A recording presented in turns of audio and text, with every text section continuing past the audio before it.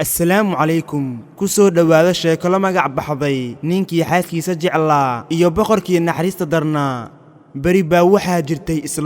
islaantaas uu ninkeeda aad u jeclaa waxayna ku noolaayeen meel uu ka taliyo boqor naxariis daran muddo markii la joogay ayay uur qaaday waxayna ku walacday cawl uu lahaa boqorku ninkii ayaa baxay oo soo xaday cawshii boqorka wuxuuna xaaskiisa u keenay hilib aad u macaan islaantii baa dariska u qaybisay xoogaa hilib ah ayadoo qof walba u sheegtay inay ku walacday cawsha boqorka ninkeeda baariga ahaana uu u keenay cawsha boqorka warkii ayaa gaaray boqorkii waxaana la amray in la soo xiro xabsiga ayaana loo taxaabay balse nasiib wanaag wuu ka fakaday waxaana soo qabtay nin aad u orod badan laakiin uu isaga soo koriyey boqorkii ayaa ninkii amray inuu bixiyo boqol geela ama uu naftiisa ku weyn doono ninkii ayaa codsaday muddo cayiman in la siiyo boqorkiina wuu aqbalay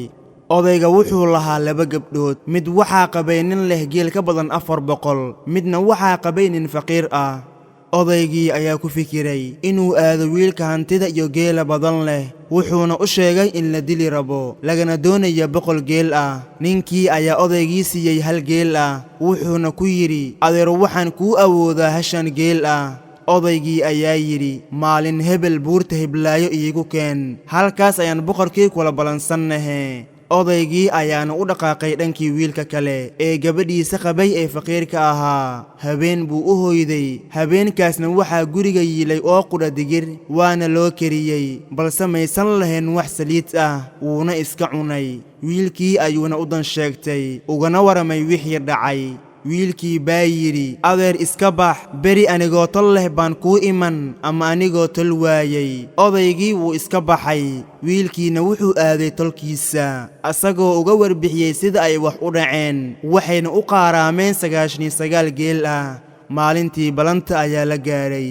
qof kasta wuu soo caraabay oo waxaa la isugu yimid buurtii lagu balamay aroortii hore waxaana soo hormaray wiilkii gabadhiisa qabay ee hasha geela balan qaaday waxaana ku soo xigsaday kii kale ee faqiirka ahaa ee 99 geela waday meesha waxaa kaloo jooga askarigii ay ahaayeen saaxiibo lilaahi waxaa kaloo joogay wiilkii uu soo kariyey balse ahaa garac sidoo kale xaaskiisana way joogtay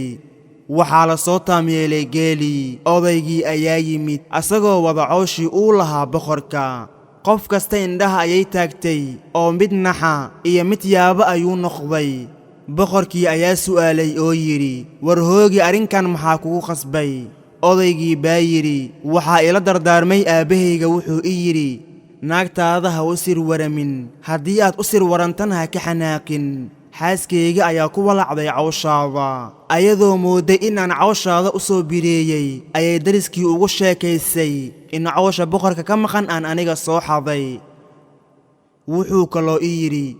askari ha la saaxiibin haddii aad la saaxiibtana amarkiisa qaado askarigan i soo xiray waa saaxiibkayga aan jecelahay balse iima ixtiraamin sidaan u ixtiraamay kan aad u jeedaanna waa wiil aan aniga soo korshay balse aabbahay ayaa i dhahay garac ha korin ixsaanka sugi maysidee oo waa anigii xabsiga ka baxsaday misena uu i soo qabtay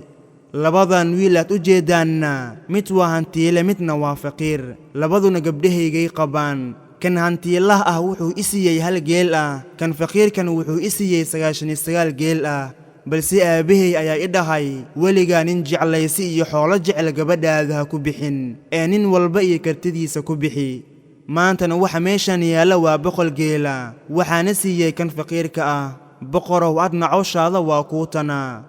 soomaaliduna waxay horey ugu mahmahday kor waayeel waa wada indho